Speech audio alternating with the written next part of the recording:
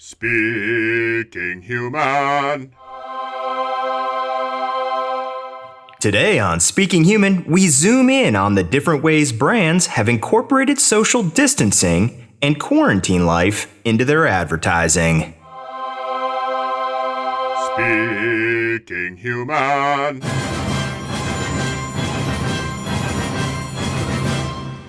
Welcome to Speaking Human, where we simplify the world of marketing for humans. I'm Shad Conley, and with me is my co-host, Patrick Jeber.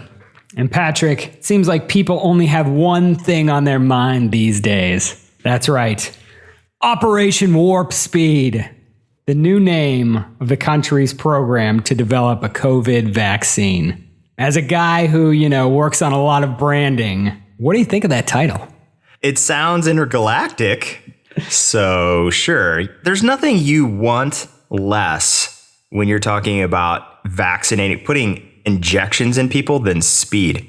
Okay, first of all, there's already something called speed. And it's amazing. It's amazing! Right now, I think it's amazing! Speed doesn't always work out well with vaccinations. If you tell me that this thing has been out for a week and they've done very little testing on humans, probably not going to be the first thing that I do, right? Speed, propulsion systems, pharmaceuticals, vaccines, and medicine. Operation anything other than speed? Yeah. If there was, an agency hired for this and they came back with Operation Warp Speed to like a major corporation, they'd probably be like, you're fired. You can't do better than that? Operation Find a Cure? Yeah, find a cure, warp speed. Let's face it, that's a Star Trek term, right? Why not name it after a doctor? Maybe it's just Operation Spock. Operation Vulcan Powers? I think they were just playing up the speed angle. We're going to get this fast. Star Trek fans instead of Star Wars fans, so it's not called Lightspeed. Yeah, hyperdrive. Ooh, hyperdrive. There you go. Operation 10 parsecs. People will be like, what? What does that mean? And then be like, it's actually distance, not time. It actually meant 9 parsecs. Yeah, so not my favorite name for any kind of effort, but Yeah. So, just kind of a side tangent there, but really what we're talking about today is something else that has happened at kind of warp speed. Ads themed or inspired by our new mask-wearing, stay-at-home lifestyle. Yeah, everything feels super heightened in terms of speed and everything that's happening. Every day, something changes. It's weird. Things feel like they're changing quickly, and yet life is kind of moving slower. Mm-hmm. Yeah, it is a very strange sensation, right? It's kind of like, I was just watching Ford versus Ferrari. Yeah, I haven't seen that one yet. Yeah, very good movie, but Christian Bale, his son asked him about, he's driving so fast. And he said, when you're driving super fast, everything slows down. Kind of like what life is like today, where we're going very, very fast, but life is slowed down to a crawl. That's interesting. And it's a good way to put it because that is kind of how it feels. Yeah. Brands have quickly incorporated the pandemic and stay-at-home culture into their advertising. It's, what we're talking about. Yeah. And we're kind of seeing a lot of these talking about what we call the new world. People staying inside, not going to work, conference calling. These are all part of what we're starting to see on TV, online. And usually, like we said, ad campaigns they're like the Titanic, right? And it's hard for them to turn the ship just that quick. Most of them have figured out ways to do it. Some of them have figured out, creative ways to do it, or even take campaigns they had in the works or things they had done before and add this element to them. Because usually these are like things that are like a year in development, they put all this thought into. So now at this point, a lot of brands are just having to go in and put these things together on the fly. On the fly for them is like within a couple weeks or a month, putting these things together without like a huge production team or going in doing all this research or surveying, before they put these things together. They're just taking these elements of life that are so important to people now because things are so much different than they were 2 months ago. Everything's kind of out the window. But at the same time, you have to be relevant in that way. There's almost no point in putting something out there that doesn't apply to the way we're living now. Yeah. Because like we talked about before, whether it's your advertising or whatever, if you're not at least addressing the fact that you're aware of it, there's a problem. Yeah. So that's why we're seeing, and we're seeing a lot of people put these together fairly creatively, I think. You're seeing a lot of, maybe an overwhelming amount of these Zoom style ads with the multiple split screens that can be made from different locations. We're seeing a lot of these inspirational messages, some of them made from different home videos. We're actually seeing, I think, a little bit of comedy start to emerge.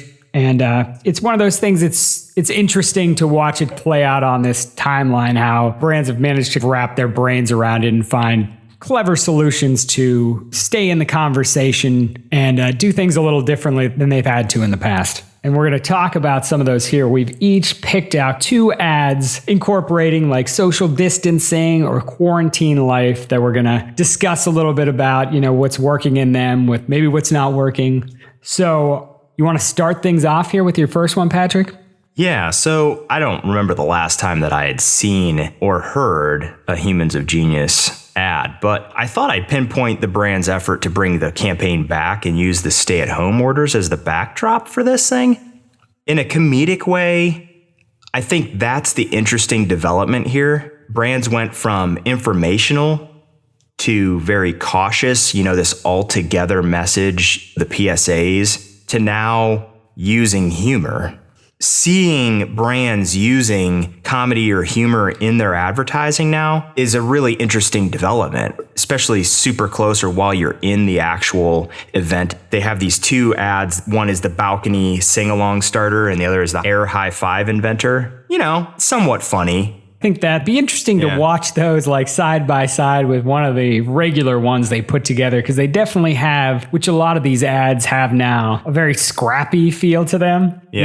Like more of that polish that we just saw with ads prior to this is just gone. Well put together, and you still have that voiceover and stuff like that. And you can still tell like a creative person in the know was making them, but they just lack that sheen to them. That one's a good example of it. That's like a rough cut or something like that. I agree. The humor is hit or miss. If you probably found those ads funny before, you'll probably still get a chuckle out of them. It's a good comparison point because there existed something like that before. If you watch the before and after, it shows you where we were and where we're at now. I like that word. They have a scrappy feel. I like that to describe them. It's weird because they feel almost a little bit like they have an 80s. Like if you were to watch someone try to reproduce something from the 80s, it's got this like quality to it that is very 80s. Yeah, no, that's a good way of thinking of it. It's like when you watch like a movie or something from the 80s, you're just like, it looks a little different. You know what I mean? It's a good way of thinking about it.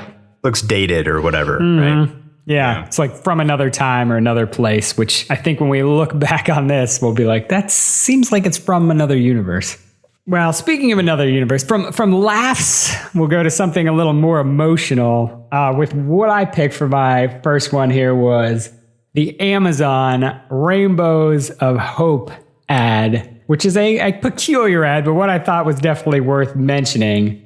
So it starts out, we hear the song, This Little Light of Mine playing, and then we see a little girl drawing a rainbow in chalk on the sidewalk, very nice image. And then she goes inside and we see an Amazon delivery guy walk up holding a package, and then we see he's wearing a face mask. And he looks down at the chalk drawing and it says, "Thank you." And he looks up, sees a little girl smiling at him from behind a window in a house, goes up and delivers a package. It's a weird ad. It's got the music playing the whole time. It's supposed to be heartwarming, and it kind of is in a way. Also, there's something, a little post-apocalyptic about it with the face mask, girl behind the window, little kid like that. Like the outside world is scary, or, person-to-person contact is kind of terrifying or something like that. I had the thought to myself, if they were to take out this like lovely song that's playing in the background and put in like Marilyn Manson, would it play more like a horror movie? And maybe you could say that about anything, put Marilyn Manson behind it, everything becomes terrifying, but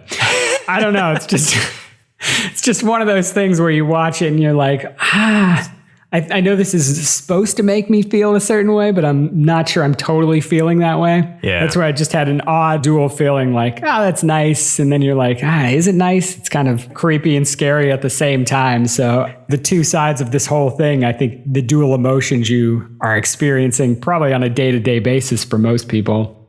Yeah, no, that's good. And I think they're trying to do in that is to come across as very touching and heartfelt, right? Mm-hmm. Yeah. But it does have this, like, would you call it ominous sort of tone to it? Yeah, a little bit. Or, the world is scary, right? Yeah. The world is scary right now. Is a reminder of that, even though they're trying to be like, even though it has this good message, like, it's a nice shout out to the delivery people who have been working tirelessly since this thing started. And honestly, could any of us survive without home delivery right now? I mean, probably not. Everybody's been content because we can get a lot of things to our houses. But if we couldn't, how content would people really be? I don't know. But at the same time, there is that part of it that's like, coming in contact with another person is scary. The outside world is scary. This disease is scary. And I will note, we talked about the scrappiness of the Bud ad, but it's impressive here. A lot of ad production was shut down. Of course, Amazon managed to create a very polished looking ad while keeping people distance. This is like it looks like your typical ad. So I don't know how they did it and how they got it together while other people are pasting things together with Zoom or doing animation. They managed to create and film this ad that came out, I think, pretty early on in the process.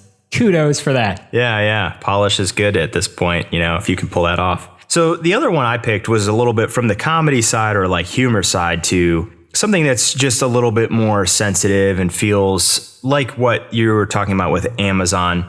The Apple spot creativity goes on, where they focus on, you guessed it, creativity.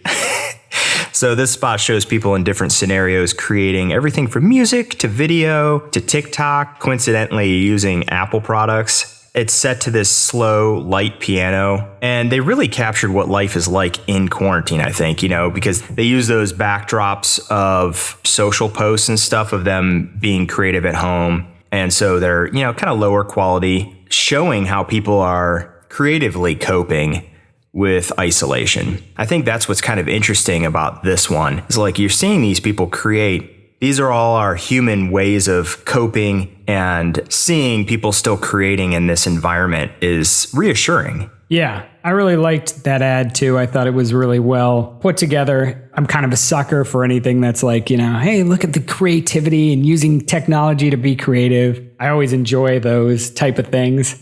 But I saw early on, when this thing first started and somebody posted on Twitter, they're like, life has finally become what all those Apple ads for years have showed us that it should be like. I think the ad is a really good ad, and it does point to all the great ways you can use this technology, and people do use this technology every day in creative and passionate ways. It's like these devices are what makes our lives better because of this, right? Like if this device didn't exist or these devices didn't exist, we wouldn't be able to connect like this. Yeah. So what do you have left? What's your other ad that you picked? My last one comes from a brand I was not familiar with, but you might be more familiar with, that I hadn't heard of before. Potbelly. Do you know Potbelly? Oh, yeah. Yeah. Not super familiar with them. I guess, primarily Ohio, Michigan restaurant, sandwich shop type brand. And they created a spot called Lunch Break. And I really liked the simple cleverness of this spot. This is one of those sort of Zoom style ads where you had 6 different frames where you see 6 different employees. And one of them's saying, I got the food for lunch. And so he's opening the bag and he's basically handing out subs or sandwiches and passing them through the screens, throwing one off his screen and somebody's catching it on another screen, or passing it down one screen and somebody's receiving it on the screen below him. Very simplistic things, a couple kids could do with cameras, but it just plays really well. I think it's got a good vibe to it.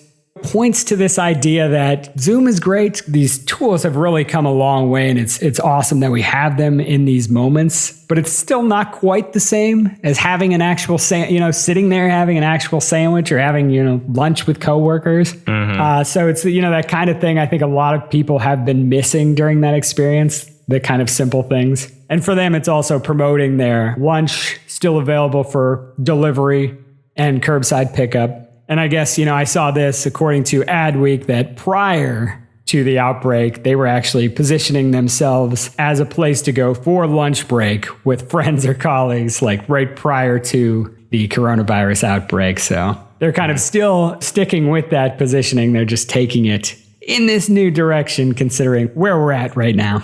And that is so interesting to me how restaurants are doing that. Innovating again the way that we have to serve people and use customer service. They're going back to this idea of, you stay in your car and we'll bring your food out to you. Don't worry about coming in. I realize you have some fear of coming into our restaurant, so we'll come out to you and curbside pickup and delivery and that kind of thing. I think that's an interesting part of this whole event we're living through. Yeah, and that's one of those things you wonder, will that, go on? Will that stick? Yeah. Moving forward a couple of years from now. Yeah. I think it will probably stick in some ways. I don't know if it'll be like every restaurant, but I think a lot of them are going to offer that service. Everything will be like Swenson's? Yeah. I love Swenson's. Has Swenson's been open the whole time? I don't even know, to be honest with you. I haven't been to Swenson's since this whole thing started. Remember the old A&Ws where you'd pull up? The speaker was to your left and it had the menu, and you would tell the person on the speaker what you wanted, and then they'd bring it out to you. And just like Swenson's, they would put it on your window. Yeah, like the tray on the window. That's like really old timey. I think that was like 50s style. A lot of places were like that, right? Yeah. It's kind of cool to see it come back because I remember that as a kid. Now it's back. So those are, I think, interesting ads and brands that some we obviously recognize, right? You got Bud Light and Apple and Amazon, and then you've got Potbelly, which you may or may not have heard of. Yeah. Gives you a good variety and shows you what's going on, some different things that brands are doing in the moment, creative ways they're approaching this problem. Yeah, I like it. So hopefully you find that these are in line with some of the ads that you've enjoyed. If not, you can always share some ads that you've enjoyed with us during this crisis at speakinghuman.com.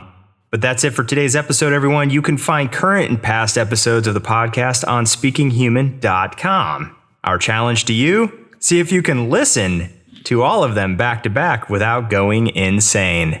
It's a good challenge. We'll be back at warp speed with another episode of Speaking Human. Catch you then, humans. Speaking Human.